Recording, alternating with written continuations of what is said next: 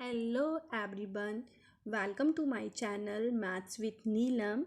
I am Neelam जो कि हम प्रिपरेशन कर रहे हैं सीटेट एग्ज़ाम का। तो अभी तक हमने मैथ्स के काफ़ी क्वेश्चंस कर चुके हैं।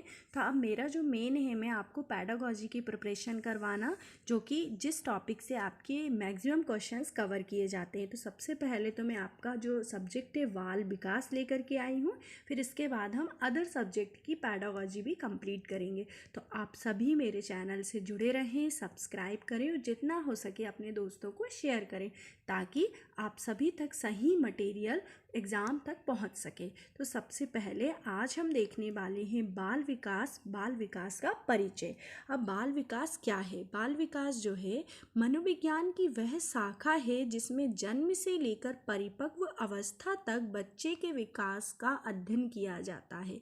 क्या कहा जा रहा है यहाँ पर कि जो बाल विकास है मनोविज्ञान की वह शाखा है जिसमें बच्चे के विकास का अध्ययन किया जाता है। अब यदि हम बात करें यहाँ पर बच्चे का विकास, तो जो बच्चे का विकास है वो किस तरह से होता है? एक तो होती है आपकी अभिवृद्धि और दूसरा होता है आपका डेवलपमेंट। अब ये जो अभिवृद्धि शब्द है ये वर्ड बड़ा ही कंफ्यूजिंग वर्ड है बच्चों को। तो अभिवृद्धि मतलब क्या होता है? ये ऐसे पहलू जो कि दिखने में हो एक समान लेकिन हो दोनों का मतलब अलग अलग। जैसे कि अभिवृद्धि जो है आपका, ये शब्द और विकास जो है दोनों है एक ही तरह के शब्द, लेकिन दोनों का जो अंतर है वो अलग अलग है। तो अभिवृद्धि मतलब शरीर एवं उसके अंगों के आकार एवं परिमाण में परिवर्तन होने से। अब देखिए यहाँ पर जैसे कि शरीर, आपकी लंबाई बढ़ती है, आपकी चौड़ाई बढ़ती है, आप मोटे होते हैं, और आपके शूज़, सैंडल, कपड़ों, इन सभी का जो साइज़ होता है इन सभी में चेंजेस आते हैं। तो ये आपकी जो होती है ये कहलाती है आपकी अभिवृद्धि। और यदि हम बात करते हैं विकास की, तो विकास क्या होता है? ऐसे पहलू है, ऐसा डेवलपमेंट जो आपको दिखाई नहीं देता। तो यहाँ पर अभिवृद्धि का अर्थ आप सीधा सीधा ये कहेंगे कि शरीर एवं उसके अंगों के आकार एवं परिमाण में जो परिवर्तन होता है वह आपकी अभिवृद्धि है। हरलॉक ने वृद्धि के बारे में बताया। अब अभिवृद्धि और वृद्धि जो है ये जो एक ही शब्द है, इसकी परिभाषा हरलॉक ने दी है। Growth refer to quantitative change. Growth कहाँ से आपकी रिफ़र करेगी? क्वांटिटिव चेंज, ऐसे चेंज जिनकी गणना की जा सकती। क्वांटिटिव चेंज मतलब जो गणनीय हो, जिनकी हम गणना कर सकते हैं।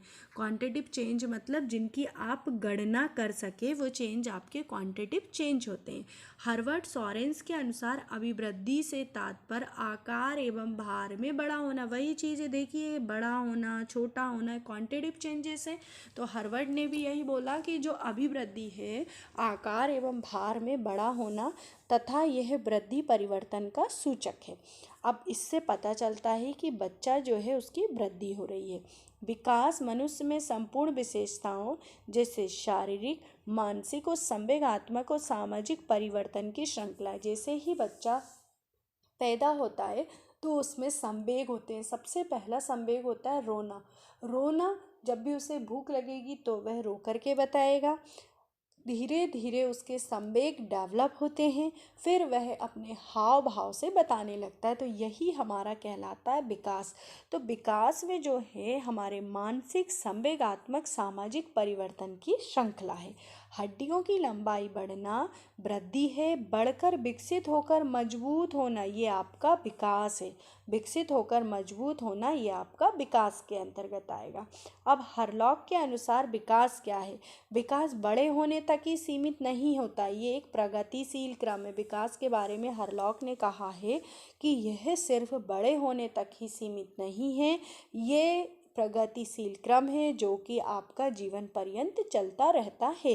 गैसल महोदय कहते हैं कि विकास सामान्य प्रयत्न से अधिक महत्व की चीज़ है और विकास का अवलोकन किया जा सकता है। अब देखिए, किसी वैज्ञानिक ने बोला कि विकास को देखा नहीं जा सकता, लेकिन यहाँ पर गैसल ने इस पर टिप्पणी की कि विकास को देखा जा सकता है। तो एक ये आपका यहाँ से इम्पोर्टेंट क्वेश्चन बनता है कि कौन ऐसे वैज्ञानिक थे जिन्होंने ये बोला कि विकास को आप अवलोकन कर सकते हैं। तो ये बोला है आपके गैसल ने। ठीक। अब है आपकी विकास की अवस्थाएं। विकास की मुख्यतः जो है रॉस ने इसके बारे में बताया, 4 अवस्थाएं दी। किन्होंने आपको 4 अवस्थाएं बताई हैं? रॉस ने बताई है। ठीक है, अब रॉस के अनुसार जो अवस्थाएं हैं हम इन अवस्थाओं को पढ़ेंगे और जो हमारा नेक्स्ट लेक्चर होगा इन सभी अवस्थाओं को हम डिटेल में देखेंगे। तो सबसे पहली जो आपकी अवस्था है शैशव काल है। शैशव काल जो कि आपका 1 से लेके 3 वर्ष तक चलता है। फिर आपकी आती है बाल्यकाल। ठीक, शैशव काल के बाद आपने देखा होगा आता है बाल्यावस्था। जो बाल्यावस्था होती है उसे आप 3 से लेकर 12 वर्ष तक की अवस्था को लेते हैं, लेकिन यहाँ पर बाल्यावस्था को 2 पार्ट में डिवाइड करा। 2 पार्ट में कैसे डिवाइड करा? पहला पार्ट बोल दिया आरंभिक बाल्यावस्था और दूसरा पार्ट बोल दिया उत्तर बाल्यावस्था। तो जो आरंभिक बाल्यावस्था है वो आपकी 3 से 6 वर्ष तक की है और उत्तर बाल्यावस्था है वह आपकी ये 6 से 12 वर्ष तक की। फिर इसके बाद आती किशोर अवस्था 12 से 18 वर्ष की। तो ये जो आपकी अवस्थाएं ये काफ़ी मेन अवस्थाएं और काफ़ी इम्पोर्टेंट हैं। इन सभी अवस्थाओं को हम डिटेल में देखेंगे क्योंकि क्वेश्चंस यहीं से बनते हैं और डेफिनेशन जो इम्पोर्टेंट थी वो मैंने आपको पहले ही बता दी। तो आप सभी चैनल से जुड़े रहिएगा और सीटेट एग्ज़ाम क्लियर करने के लिए आप सभी मेरे वीडियोस देखेंगे तो आपके लिए काफ़ी हेल्पफुल होगा। आई होप कि आपको सभी कुछ अच्छे से समझ में आ रहा होगा। Thank you so much for watching my videos.